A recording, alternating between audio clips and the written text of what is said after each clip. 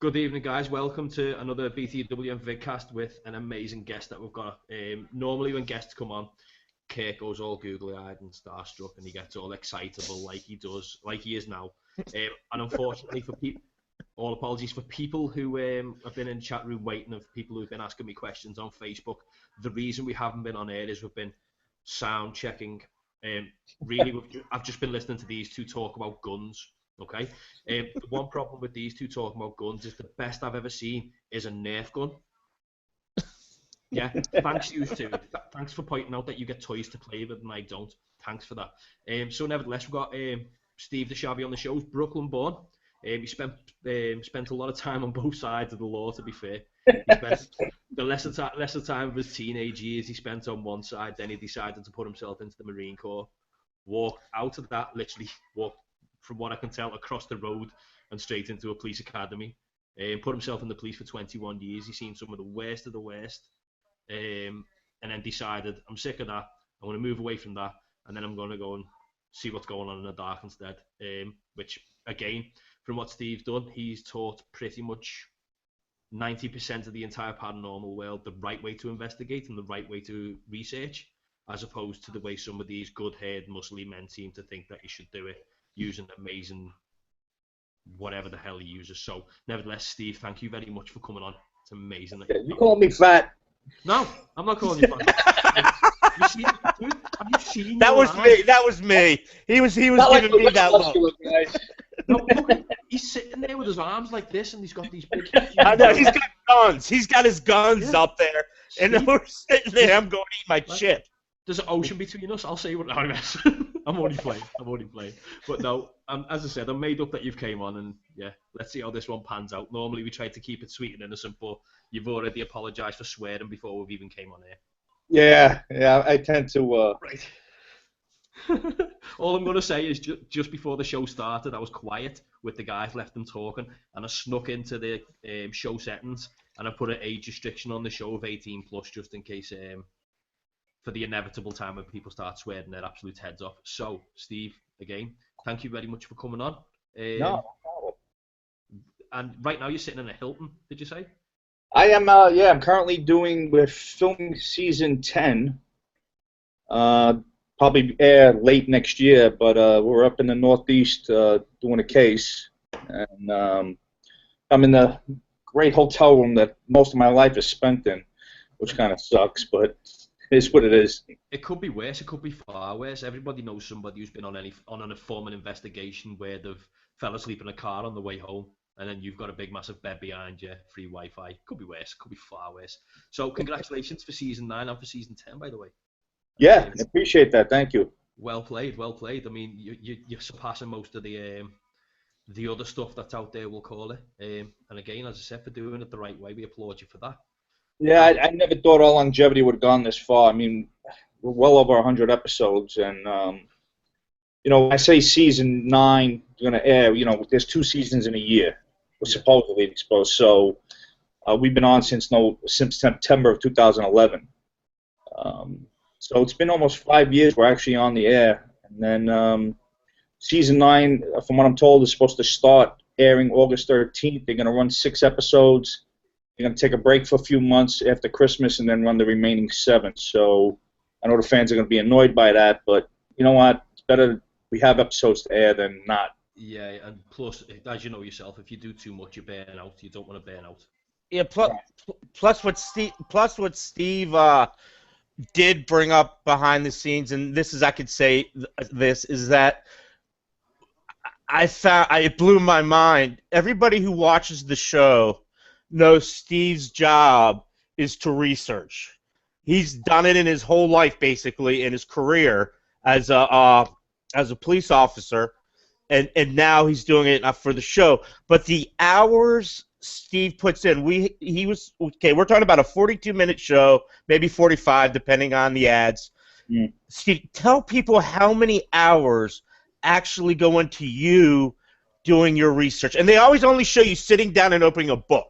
Yeah. But the actual research, it blows my mind. They never show me in my hotel room late at night going over stuff in the computer. I mean, I film 70 hours out of the 80 hours a week. Amy films about 8 hours of the whole episode. I filmed the majority of it, so I filmed about 70 hours of it. But I'm researching stuff before we get to location, probably 30 days prior. So I'm looking at stuff that we're going to be filming. So we have a little bit of a split schedule. So I'm already doing paperwork and getting stuff rolling with my assistants back in LA for episodes we're going to be filming in 3 months. Wow. So I'm never off. You know, I don't do a walk and go home and that's it. I'm never off. You know, I'm always on the phone with the producers. I'm always, you know, there's always something where I'm getting called up. They're saying, listen, we think about doing this case. They submitted. What do you think? I mean, ultimately, the Travel Channel has the final say of what episodes we do. But me and the producers have a really good relationship that way, you know. But without you, honestly, there wouldn't be a lot of fact going into just the show, because I've seen death certificates. I've done research for people writing books. Right. I've had to go through attics in the middle of bumfuck nowhere. I can say it since it's over 18. I'll say that. In bumfuck nowhere, looking up old stuff like this about people getting killed, how many people died in this giant tornado coming by, taking the notes. And people don't realize researching is not easy. No, and you got to get, like, I have to line up people that can help me with that stuff.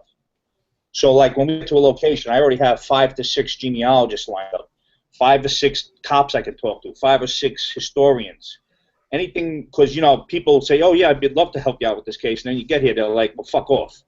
So you go to the next person. So I have to have that stuff lined up before we even get into a town.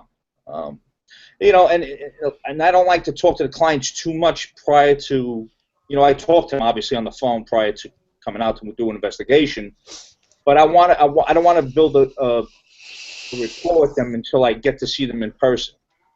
You know, as a detective, I know the only way to really tell if somebody's lying is you can't do it over the phone, because that doesn't work. So I want to keep it a little fresh when I get to the location. So my interviews when we film them are pretty, you know, they're fresh. You know, it's the first time I'm actually talking to them in person.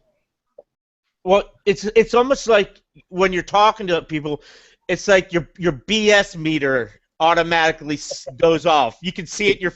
Your one eye goes like this.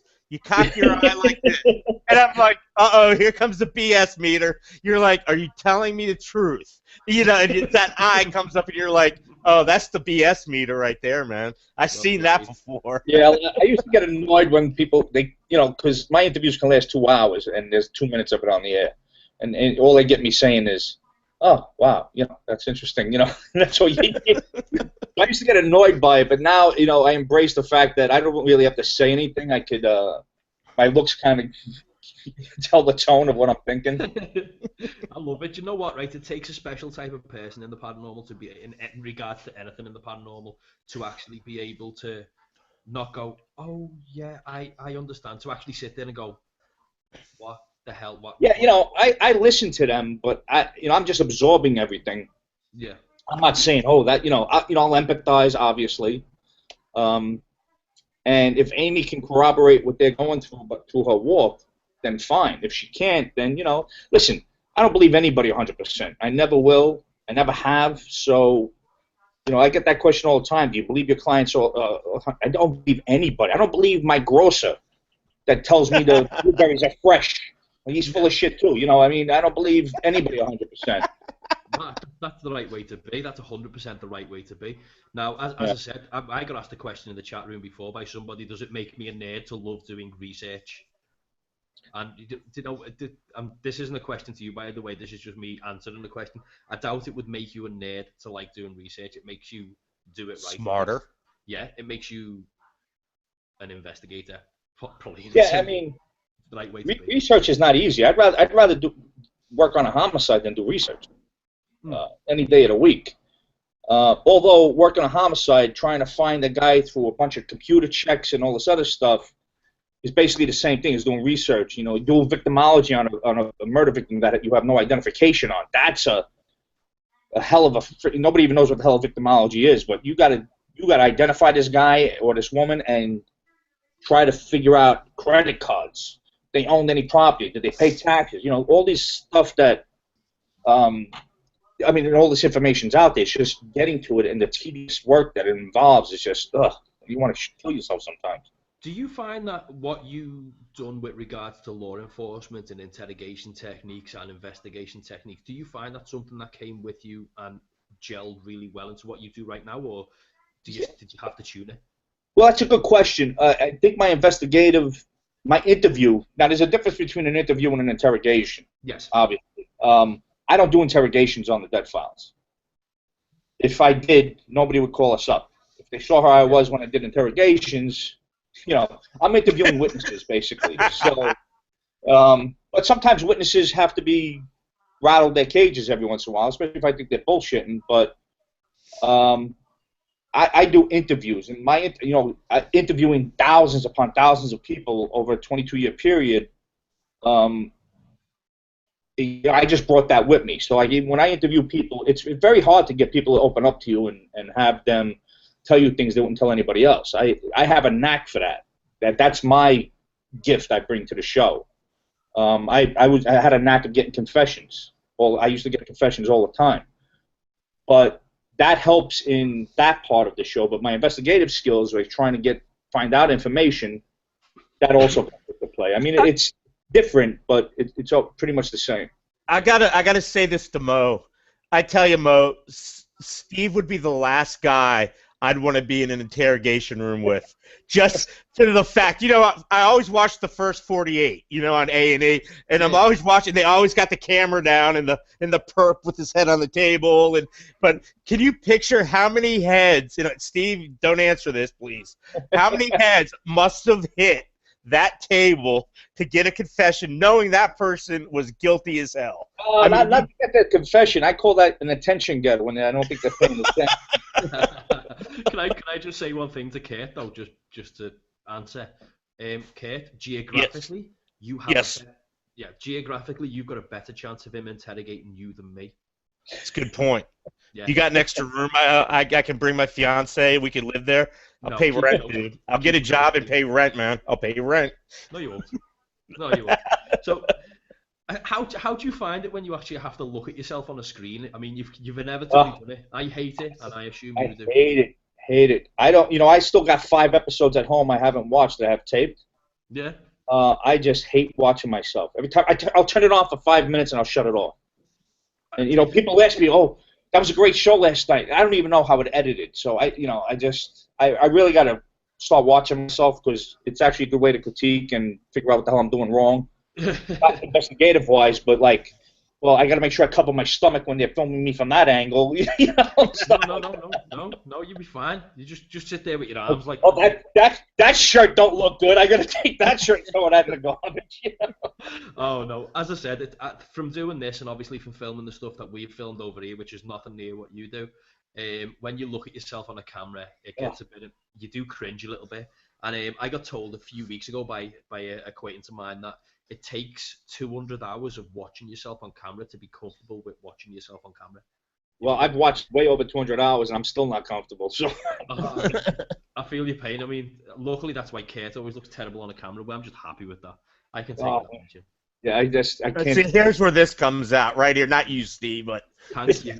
Right there. That's what it is. Now, Steve, your former colleagues that you worked with, the guys who you work with in the law enforcement, right. How do they take what you do? Are they okay with it? Yeah, I talk to these guys all the time, especially, you know, they joke. Yeah. You know, like, you know, they'll always have a smart-ass comment, but that's how cops are, you know. But they've all been very supportive, I got to say. And guys that aren't supportive weren't really close with me anyway. Yeah. They won't say anything to me. They don't have the balls to say it to my face, but, you know, they'll never say anything to my face, but, you know, and a lot of guys think it's he just wants to be on TV and all this other horse shit. And, like, I'm not living the life of, you know, I'm not George Clooney out here. I'm not living in Lake Como in Italy with the salary I make, which is... First off, we never got to this point. How the hell did you get tied into it? That's what I want to know. It's a strange story. I'll try to keep it brief. ABC News did a documentary on the NYPD. They did a 7-part series, and we were filmed for 19 months, I want to say. And they did the Homicide Squad, they did Patrol, they did Narcotics, they did Vice, they did Emergency Service, which is SWAT around the rest of the country.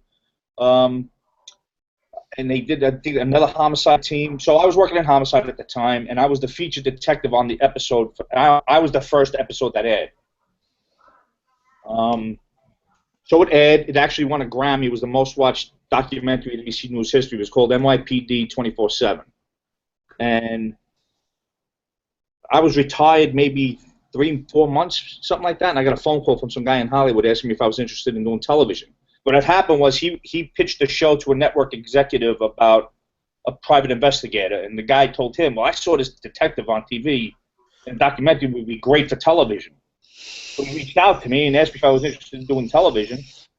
I'm like, yeah, sure, why not, right? So we did a couple of pilots, nothing worked out, and I was working full-time after I retired, and then back in 2009, Jim Casey, who owns Painless Productions, who came up with the idea of Dead Files, calls me. He's like, "Would you be interested in doing a paranormal show?" And I said, "Yeah, you fucking mind? I'm not doing a paranormal show."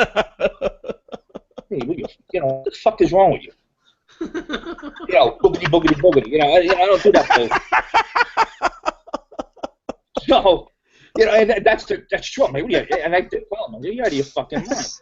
I said, do me a favor. I want you to meet Amy and a few other mediums, because he was casting 5 different mediums to see a female medium to see how they worked. And basically I flew out to Denver and I did this sizzle with Amy. They call it the Lost Episode on the website now. And when I saw what she was capable of, not the other mediums that were with her, they didn't really impress me. When I saw what she was capable of, I was like, oof, this could be good. I said, as long as I'm not doing any of this fucking spooky flashlight bullshit, I said, as long as I'm not doing that, and I'm going to be a regular guy and not get involved in the paranormal end of it, this could work. And a year later, I go, hey, Travel Channel's interested in the show. I'm like, what the fuck show are you talking about? Because I had done like all these other pilots with them. It was the Dead Files. Why the fuck would Travel Channel be interested in the Dead Files? Because it made no sense to me. And within, Christ, from the time of that conversation to the time we started rolling cameras on the first episode in New Orleans, 5 months had passed. I had to get an attorney and all this. I was still working full time when we filmed the first season. Yeah. Don't even ask me how I did that. That was a long 4 or 5 months. From what I can tell from all the research I've done before the show, you haven't exactly got the most peaceful life at the best of times. Anyway, you seem to always be up to something, but not even with regards to the show, just in general. Don't you already? You also have an investigation? Yeah, I had a PI company. Yeah. Yeah. How the hell do you? How'd you sleep? Where'd you find time to sleep and breathe during everything you do? You know what? That's just it. I had to give up everything full time to do the show, which was a big leap of faith for me. When we got picked up for the second season, yeah, I basically I wasn't coming back because I was like, I'm not leaving. They said, well, if you got to leave your job. I'm like, you out of your mind? I got to take home car. I work Monday to Friday, weekends and holidays off. Why would I give this up? They're like, oh, I'm telling you, this is going to be big. I'm like, and if we don't get picked up for a third season, then what do I do? Now I got to go back looking for a job again. Yeah. So it was a big leap of faith on my part, and my old boss that I was working for after I retired, he's the one that actually convinced me to do it. He goes, Moody, out of your mind? We were at a bar drinking. He goes, what, are you crazy? Of course you got to do the show. Oh, my God. I love it. Do you know what? Of all the people I've ever spoke to on this, I've never... I've got a list of questions, and every time I'm speaking to you, you seem to answer every question halfway through. And I don't even think you mean to do it. You're just doing it. But I'm moving on to the next one. I've got to. But regards to the places you've been in, I mean, as you said yourself, you've 100 or so episodes. You've been to 100 or so places. Yeah. What's that one place? If somebody said to you now, Dead Files, what's that first thing? If someone said explain Dead Files, what's the place that you would bring up to explain it? That's a good question. I've never been asked that. I find it very hard to explain the show. Yeah. Because, first of all, people look at me like I got 7 heads. Well, it's a paranormal show, but it's more of a docudrama. And then I always explain, did you ever see the movie The Sixth Sense? And they're like, yeah. I said, well, that's what my partner does. I said, I'm a retired homicide.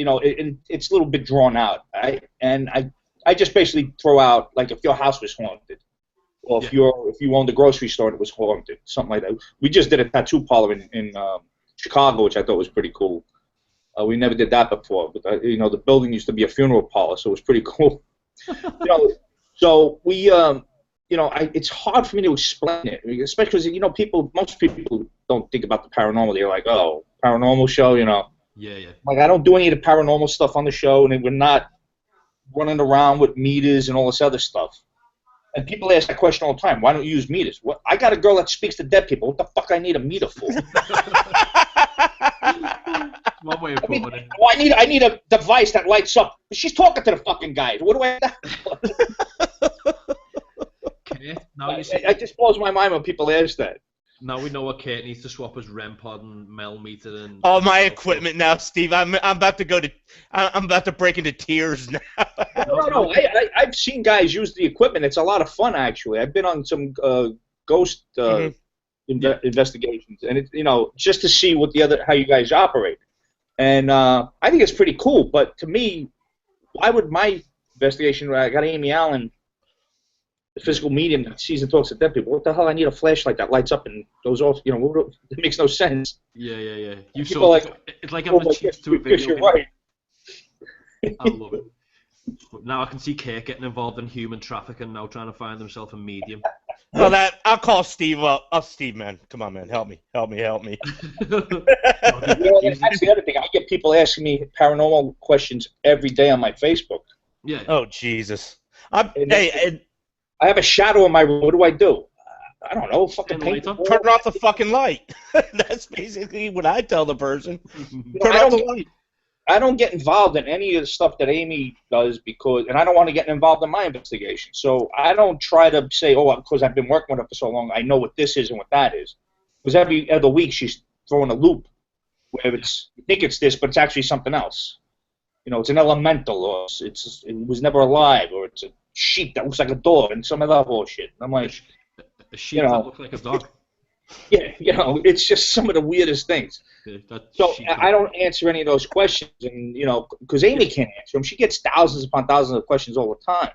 Yeah. So they turn to me when she doesn't answer or respond, and I'm like, I can't help you. Sorry. All right, Steve, I got the question for you, and this comes from the mind of an idiot. All right, the guy who chews crayons. That would be me. All right, Amy's ex-husband is that her ex-husband? Yes. Her. Yeah. Walks in a house, takes down everything, turns everything around, covers everything. Yeah. Who's the one that goes back after the investigation and has to put it back up again? I'm just curious about that. I don't know why. Production assistants, those PAs, those poor kids. Oh, okay.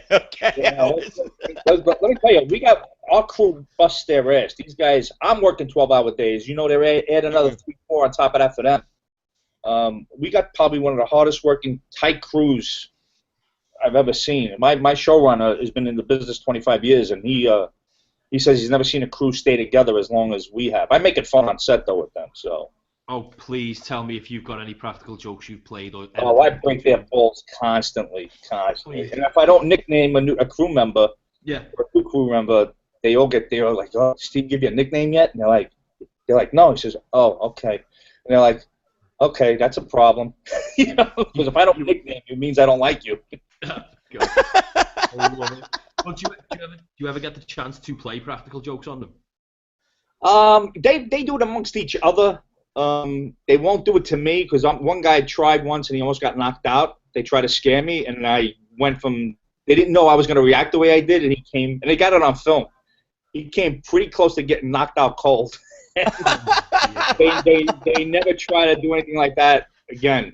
You know what they'll do to me? If I leave my iPad, these sons of bitches, they'll go over and they'll take faces. The three of them will be in the camera making faces. I get back and there's 100 photos of these jerk-offs. Oh, my God. Start posting it on Facebook. Like that. You've got to do something to get your own back, man. Believe me.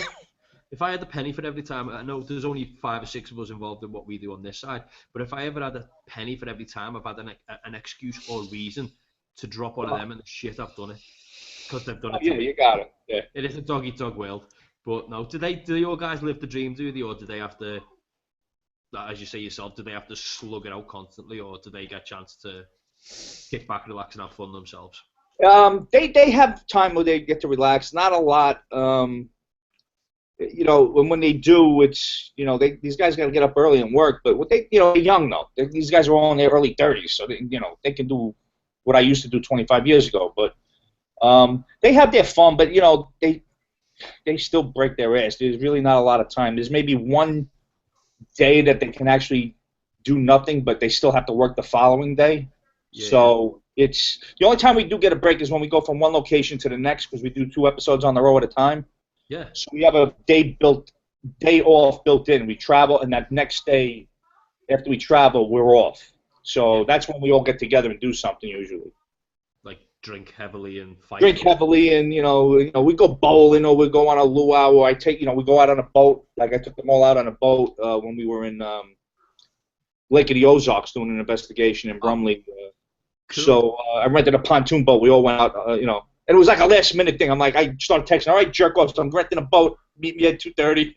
Yeah. I can imagine them all sitting there and thinking, who's gonna drown? One of them. Yeah. We had fun though. We had a good. I rented the boat for like 4 hours. We had a blast. I posted some pictures on Facebook. Fans love that stuff. Yeah. Well, the one good thing. The one good thing with what you do as well is, if needs be, and you did have to dispose of a body, I'm pretty sure you'd know how to do it better than most people. Yeah. I tell people that piss me off, don't forget what I did for a living for 13 years straight. 6 pieces. Before I became a cop.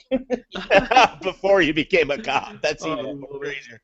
Hey, have you ever, Steve, and I know you come off as being like very skeptical and very practical. And have you ever, though, experienced anything while on set or anything like that while you're interviewing someone? Anything weird happen?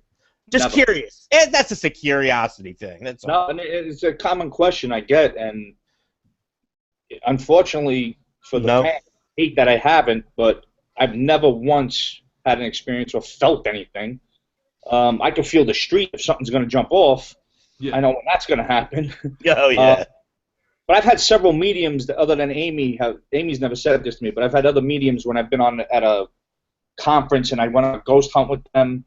They'll walk in and they'll be like, well, you just diffused the whole room. There's no paranormal in this room whatsoever. But meanwhile, they're having experiences all over the rest of the building. But the one room I'm in, for some reason, there's nothing going on. And I feel bad for the fans that are coming through. I'm like, you're not going to have an experience here, so forget about it. Yeah. Well, I think it's more due to the fact that you got arms like a cage fighter. I'm not so Magnum man. They don't. I'm 5'8", but I'm also 5'8" this way. I can imagine the living and the dead would be like, I'm leaving. I'm walking out. This guy's a brute, man. Let's get the hell out of the way. But no, I mean, at least you're honest about it. At least, I mean, we've had people come on in the past who've told us absolutely everything's happened and then they've contradicted themselves. I'd rather have somebody honestly tell me no than dishonestly tell me yeah. And what you've just said there is it's the right thing. I mean, why would you lie about that? It makes no sense to me, number one. Number two, I have no ambition or need to have an experience. I've never had a curiosity about the paranormal other than my thing when it comes to the paranormal, everybody has that $1 million question. What happens after you die? Yeah.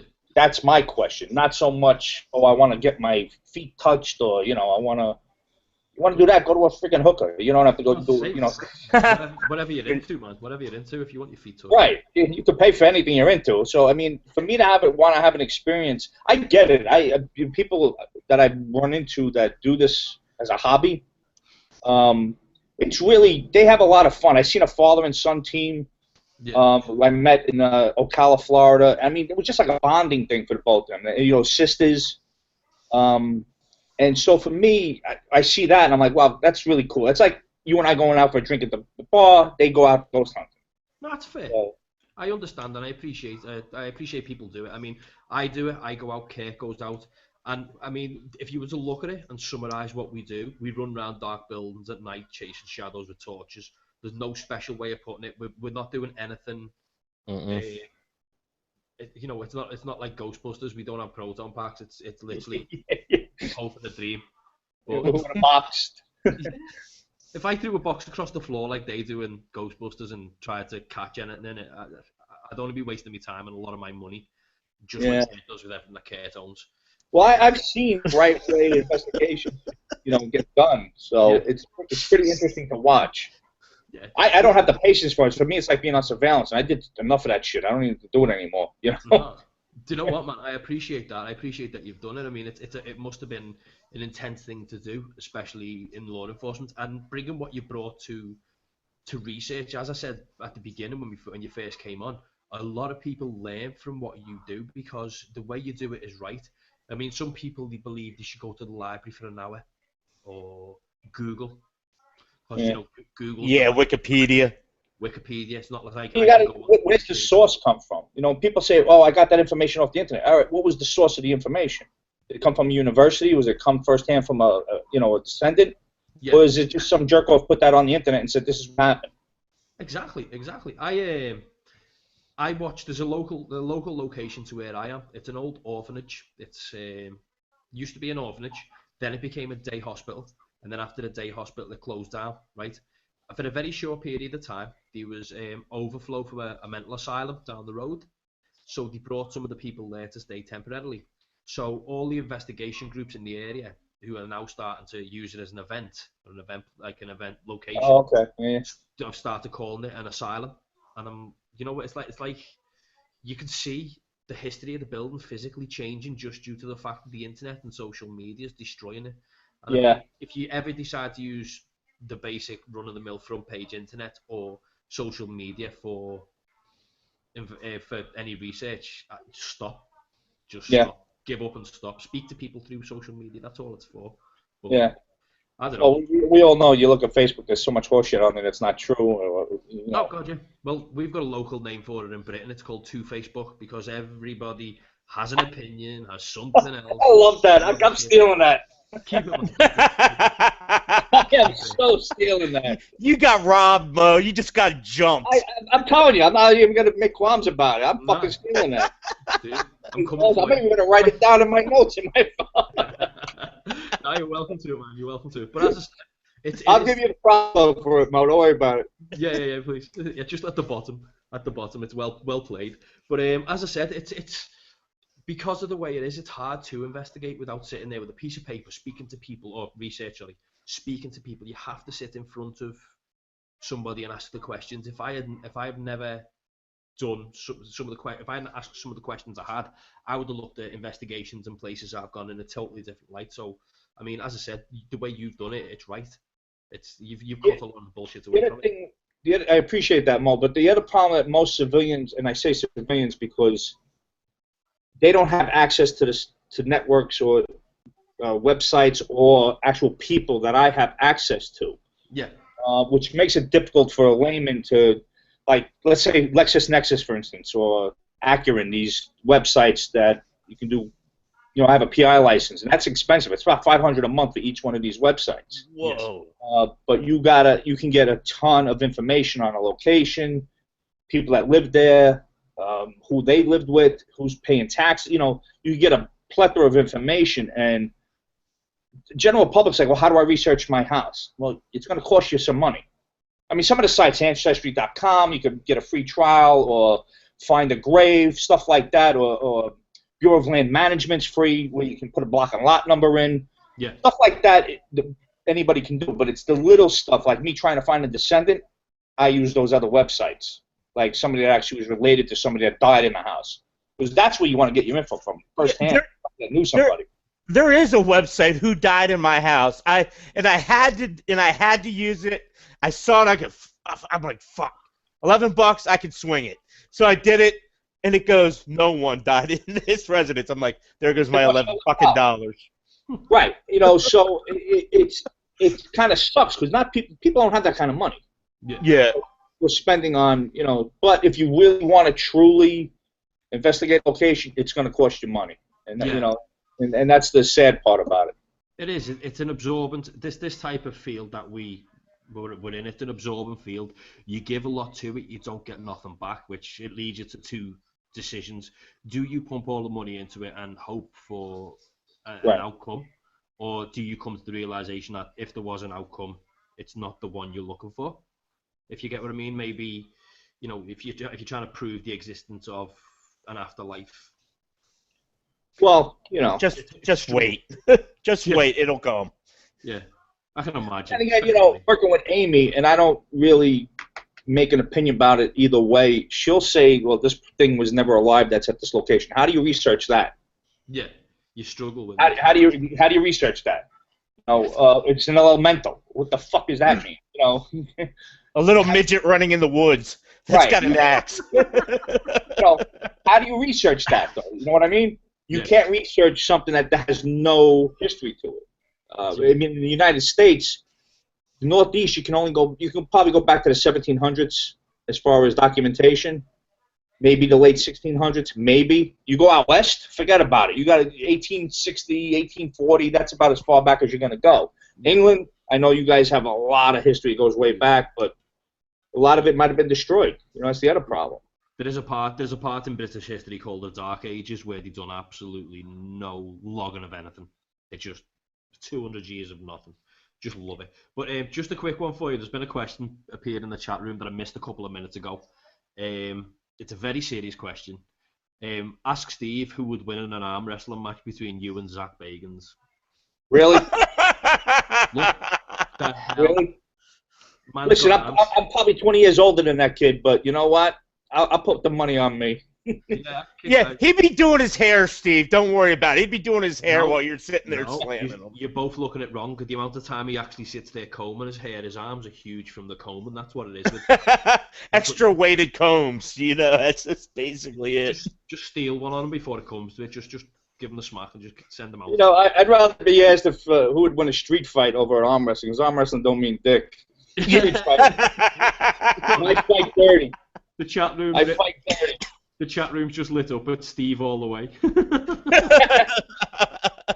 Well played. I love it, man. I love it.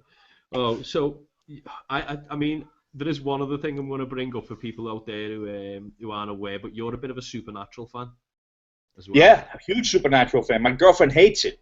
I told my wife about it before. I said, Steve DiSchiavi, he's actually he's a Supernatural fan, and she was like, ooh, getting all excited and stuff. That's my guilty pleasure.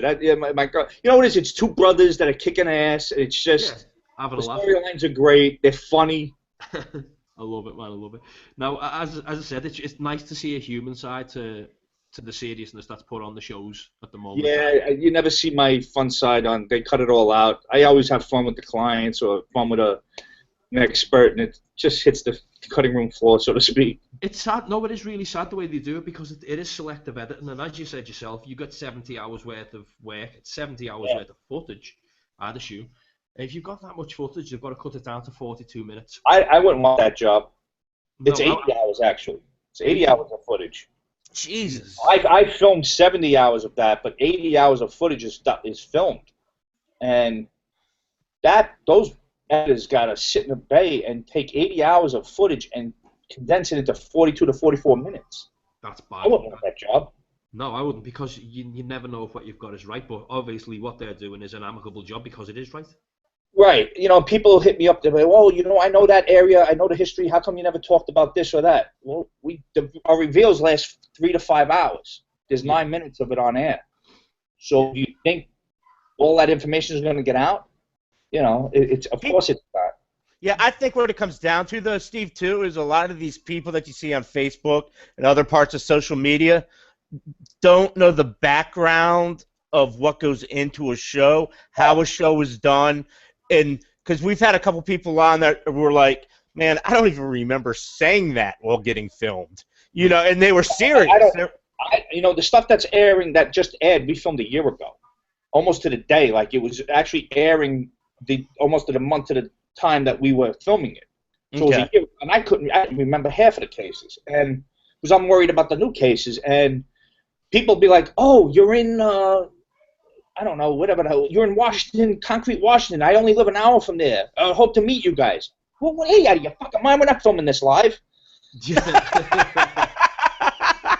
No, I understand. What do you think? We just go and they're filming us and we're supposed to edit this shit before it can go on TV. You know? That's something that unfortunately Destination America are really the victims for. There's a guy called Josh Gates on Destination. Yeah. And I think as a guy goes, he is such a funny man. But he does some of the investigations he does. he'll go to Romania, and he'll sit there in the room, and he'll go, and then we're going to go to Romania, and then it'll see 12 seconds of them on a plane, 2 minutes of them sitting there eating food, and then he's at the investigation, or he's at where he's going to do what he's going to do, and you sort of watch and think, that's 4 days they've crammed into 2 minutes and 20 seconds. Oh yeah, It's sad. It really is, because I don't know. It's just my initial interview with the clients. At least the first interview is at least 2 hours of back and forth questioning and what's going on, and they condense it into 2 minutes. No, it's So sad. it was frustrating for me at the beginning, but you know I learned to accept it and embrace it. Like, this is TV. There's nothing you can do about it. But when people say to me, "How come you didn't ask this?" or "How come you didn't ask that?" I want to kill somebody, because I'm like, God damn it, I did it. Yeah. Asked about 700 questions. No, I can understand that. I mean, as I said, we've had guests on in the past who we've said exactly the same, and I've said, so what, if there's one thing you could change about what you do on the show, what would it be?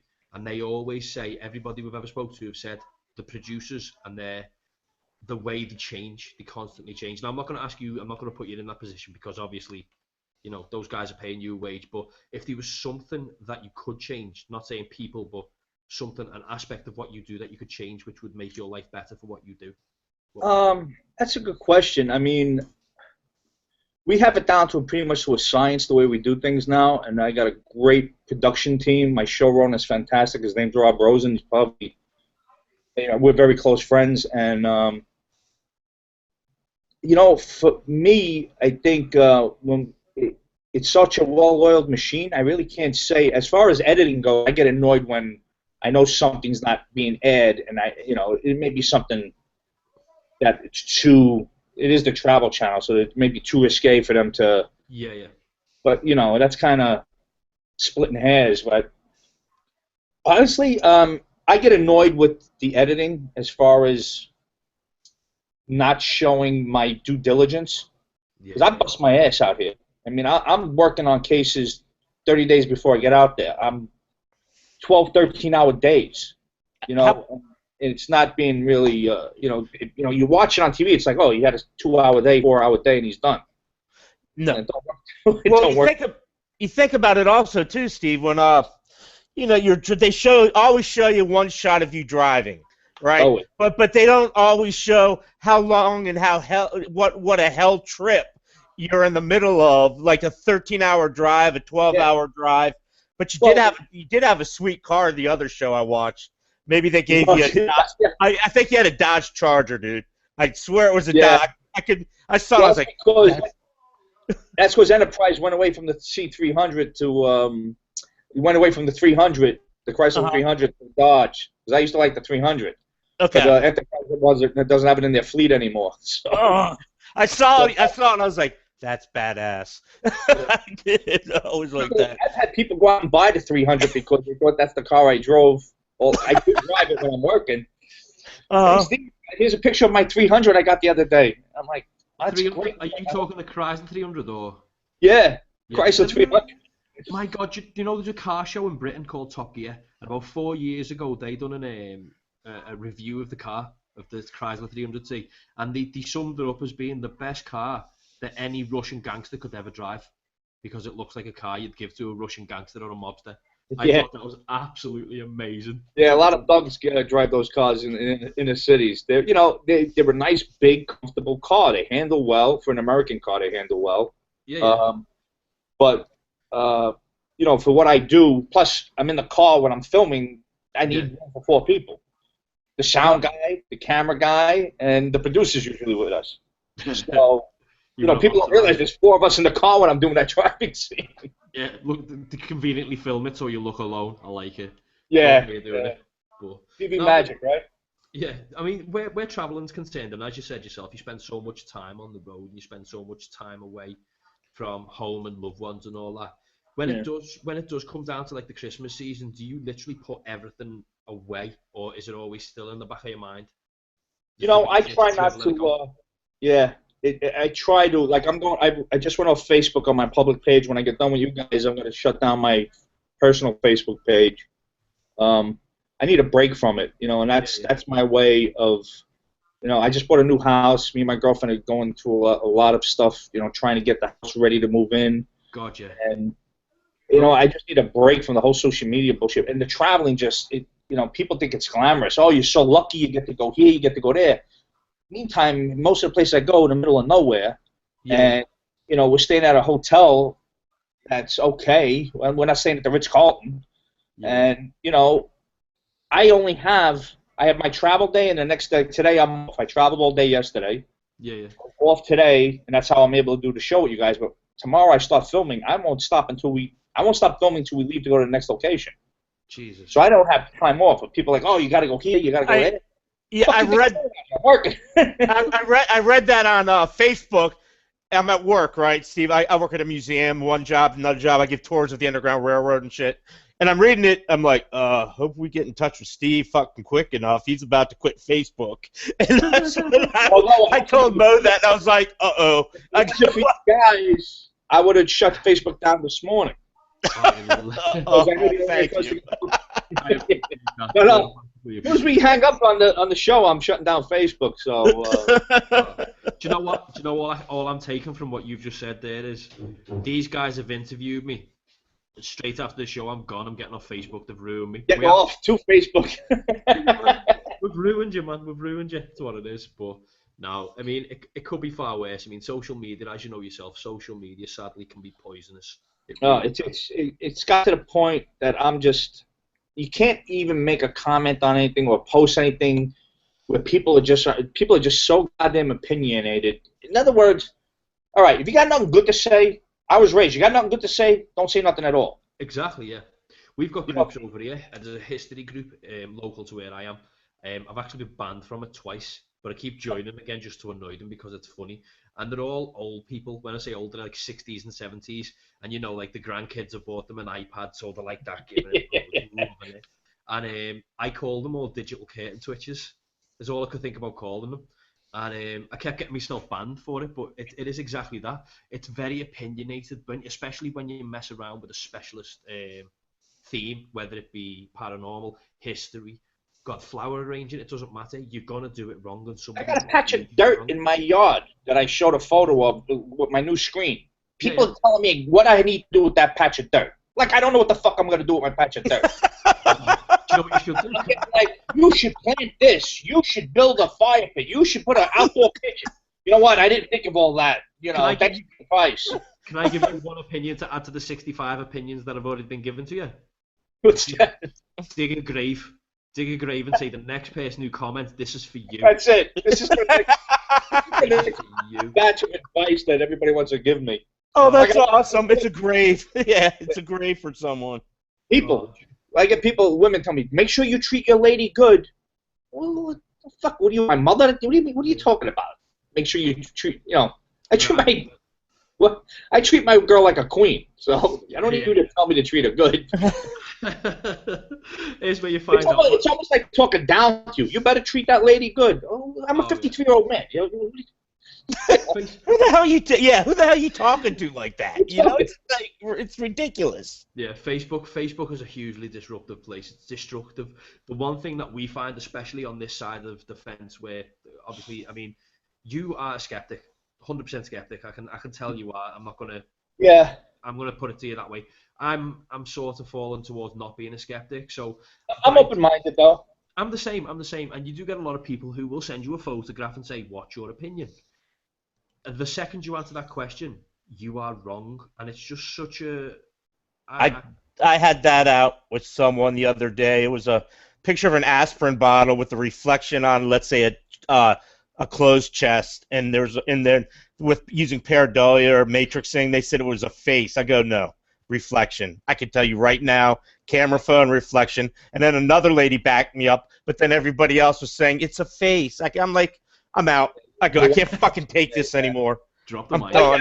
I get it all the time. I get photos on private messages. I want to show you what we caption, and it's dust. It'd be orbs, and you see the face and the orb. I'm like, first of all, in the digital world we live in, nothing can be authenticated. So unless it's an actual film, so I'll look at it when a client shows me stuff. like we had a client, we have an episode coming up in August that's going to be really interesting because I got to see it firsthand. A woman showed me pictures of her daughter that was getting attacked with scratches. I was outside talking to the producers in between filming scenes, and we were setting up in a different. I hear screams coming from the house. I go running in the house, and she was getting physically attacked right there and then. I actually watched the scratch marks on her chest well up. Jeez. You know, and she had no nails, and everybody saw her. It was pretty freaky. So I think they got it all on tape, and I think they're going to air that, which is going to be a pretty interesting. It's going to be a demonic case. I could just smell that one right there. I couldn't even tell you right now, to be honest with you, Kurt. Yeah. I don't remember at this point. Yeah. It's just, It's been so many times. I mean, it's a while ago. I think it was last September we filmed that, but I remember that specifically, and it was in North Carolina, Gates, North Carolina. Okay. So when people see that episode, Gates, North Carolina, coming up, first 1, 2, or 3rd episode,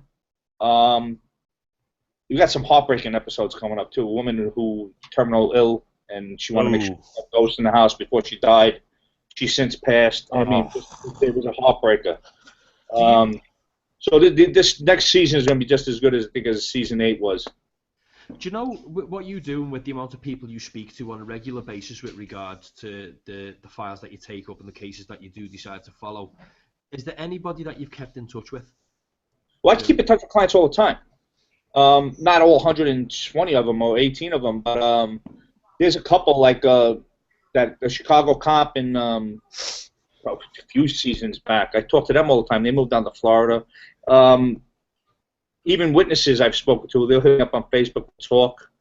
Yeah, I keep in touch with them, but nothing to do with the paranormal, just on a friendly basis. Because I don't get, I tell them, listen, you got any questions? Ask Amy. Don't bother me with that shit because I got no answer for you. that's not your like. I think that's the best part about having a medium on your side is you can go right. Okay, speak to her. Leave me the hell alone. Yeah. Any ghost questions? Knock yourself out. Yep. Any questions about big, massive firearms or? Yeah, you want to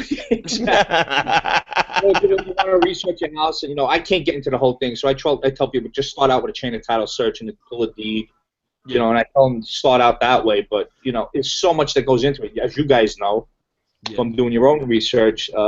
People ask me, I'll get questions sometimes on Facebook where it's like there's 20 questions in one paragraph. Yeah. I ain't got time to sit there and answer all these questions. I send them to Mo. I'll go talk to Maurice Cutter because I don't want to talk to you. That's the only reason. And Mo's a little nicer than I am when it comes to Facebook or something like that. Yeah. Now I know the answer to this question, but I'm going to ask you it anyway. Just as not for me, but for the guests, for the viewers and the listeners who are going to listen to it on podcast. But if there's one piece of research advice you could ever give anybody, what would it be? Oh, absolutely. Make sure you know where the information is originated from. Like, just because you get information on Google about something, make sure it comes from a university or if where it's coming from. Because a lot of this information out there, just because it's on the internet, doesn't mean it's true. Yeah. You do the research, but find out where the information is originated from. Makes sense. To me, that's the most important thing because. Like I said, our show gets fact-checked all the time because people like to pick on us because, Because they can. Yeah, so... But, and that was one of my things about the show. I said, we're going to do it right, or we're not going to do it at all. Because, it's not like I got to be on TV. I can give two fucks about being on television. Yeah. And it's not like I'm not making any kind of money where it's like, I'll deal with it or I'll make up lies. I'd never do that. I got my integrity and my reputation. That's all I got. I'm not going to give that up. You're an honest, and that's what comes off, Steve, about the show, and I'm going to be straight to the point. You're an honest guy, and that shows on the show. Where other shows, you're like, they're pretty honest. I understand where they're coming from. I might not agree with it, but I understand that they're putting it in, the best they can. But you are honest from your standpoint, and that's what I think pops out the most with the Dead Files is the honesty that's involved in it. It's not like a bullshit kind of let me be in the spotlight kind of show, which there are a million of those fuckers out there. Yeah. If you watch my interview, and I appreciate that, but if you watch my interviews, I'm relaxed and interview. It's not like I'm acting like anybody but myself. Yeah. You know, that's the Travel Channel. The producers at Travel Channel liked that the best about me, because when they met me, finally, they were like, well, you're just like the guy that's on TV. There's nothing different. Yeah. You know, you're the same guy. I'm not going to change who I am just because I'm on television. You know, if you don't like it. No, that's where I get props, dude. That's what I like in the research aspect of it. Steve, I do got to ask a question. How the hell do I get a hold of a death certificate if I'm not family member? That's tough. It depends on the state. Like you go to Texas, you can get states. Every state's different. Texas, you can get anything you want. You go to Pennsylvania, if you're not next to kin, or you can prove you're not getting shit. That's where I was looking, Pennsylvania. Yeah, I was married to this girl whose brother just died, and I'm just curious. He just disappeared, and then I saw his obituary. I'm like, what the hell? Every state's different, and that poses problems for us, even on the show, as far as like legal standpoints. Because a lot of times we can't show a photo. Like I'll have a ton of photos, but it hasn't been cleared. Yeah. And I can't show the photo. And it kind of sucks because I have a photo, but I can't even show it to Amy. Well, I show it to her off camera. But to let her know, well, this is what I found out, but I can't show it on air for legal reasons. Which kind of sucks, but it is the way it is, unfortunately. Yeah. I can imagine it to be frustrating. There is one thing which just came up in the chat room by Jeannie Costa's put in the chat room. Oh, Jeannie, yeah. She's put, Steve is the most honest guest ever. Well played. And she's wondering where you see yourself in 5 years related to the show. Oh, that's a good question. I don't look past 6 months with the Travel Channel because we never know what's going on. Yeah. In 5 years, if I'm still doing this, it'll be a miracle. To be honest with you, because it takes a toll on you physically, and mentally, being away from home all the time. I found a great woman that I'm going to spend the rest of my life with, and I don't want to be leaving her for 2 weeks at a time to go film something. Yeah. Honestly, I hope to be in a 9-to-5 job, just coming home, sitting my fat ass on the couch, watching TV, going for a swim in the pool if I ever could get one built, and cigars and fishing poles. There you go. Well played. I've got one last question before we'll wrap it up, and I ask every single person, regardless. What's the one most embarrassing thing that's ever happened to you with regards to the show? Funny, embarrassing. It's happened to. I've probably fallen down a flight of stairs. Oh. Trying to be cool in a library, doing walking down. They filmed me walking up and down the steps. Yeah. Boom! Went flying. My feet went out from under me. Fucking my briefcase goes flying up in the air. That was embarrassing because I'm being filmed. Everybody's watching me being filmed. Did they and then I bust my ass. Did they cut it or did they keep it? No, they threw it out. But I mean, the funny part was I acted like nothing happened. Like I meant to do it. That was the best part because I picked up my bag. You did it like a pro, dude, like a boss. He did it like a boss. He just went down, picked it up like nothing happened. That's what was supposed to happen, people. That's right. My back was screaming that night. Holy shit, I was in a lot of pain. Yeah, that's fantastic. Hey, it should be. Before we wrap up, I do want to thank Gary Fisher, because without Gary, we would not have had Steve on tonight. This is kind of a third person kind of deal where where Gary got in touch with Steve. Gary's shows Unlocking the Unknown, one of the better paranormal shows out there, are Mondays 9 to 11 p.m. Eastern Time, or you can go on www.liveparanormal.com on the Pop Culture FM channel. And Gary, I want to thank you so much for getting me in touch with Steve, and Mo too, getting in touch with Steve. Well, and Gary, I didn't forget about the shirt. I have it. I found it. I just didn't put it on for you. Oh, he wanted you to wear it. Oh, Gary's going to do us like that with the live paranormal shirt during our live show. Well played, Gary. Well played. Hey, he had a shirt on that he had given me a while ago, and I crap all over the place. I found it, but I didn't get a chance to put it on and post a picture of it. But I will. That would be great. If you had that on, Steve, that would have been well played. Oh, I know. Then Mo and I are like, okay, touche, let's go. We got to come up with our own review. I didn't even think of it. That's where my head's on my ass. That would have been a good idea. I Yeah. didn't even. Oh, that would have been funny as hell. We would have loved it. It would have been great, though. I got a jerk-off body armor shirt. No, once they get your Under Armour shirt on, well played, well played. I'm wearing a dress shirt and shorts. That's all I'm sitting here in. I got pajamas on underneath me. So. Just for future reference, though, just for future reference, Steve, do you know if you were to have ever seen Kurt walking down the road, would you have been suspicious of him? Oh yeah. I'm covered in tattoos. Hey, Steve, my body is covered in tattoos from head to toe. I don't care about the tattoos. You just have that deviant look about you. My brother says I got angry look eyebrows now. My brother's like, dude, you got like angry guy eyebrows. I go, what do you mean? He goes, you need to cut them because it looks like you're angry all the time. I go, I'm not. I'm an ex-school teacher. I taught history for high school. I love history. I eat, breathe history. I have 2 jobs that tie into history. One place is supposedly haunted that I work on the weekends. It's an old house built in 1815. It's a house museum. And then, and I fell down the stairs too, except I fell face first when I heard footsteps. And I thought somebody was sneaking in, but it was great. The girl that I was working with was Chinese, didn't speak English, laughing her ass off down there. Oh my God, it was hilarious. Yeah, that's my embarrassing. That's why. It was an embarrassing moment because I thought they snuck in because then I heard the footsteps going across upstairs and nobody was in the place. Then I did a roundabout to see if anybody was there. No. Idiot moment. Mo, have you pulled an idiot moment lately? We got to get you, Mo, lately, other than falling in the grave. Yeah, okay, right. If non-investigation, quadcopter, I sent Kurt a video on Friday. Oh, that was the best. That was the best. I flew a quadcopter and got it stuck into a ceiling by its rotors, and it was just sort of hanging there. And you know when you look at something, you think to yourself, I need to get that down. I'll take a photo instead. It's just stuck in the ceiling by it. That's great. Just stay there. But nevertheless, listen, I'm going to leave you to it because obviously you only get one day off, and you know what? Like, you've given. Yeah, Steve, enjoy your day. Hey, appreciate that. At least you're not in the Motel 6, dude. I'll tell you. At least you're not there, man. I know.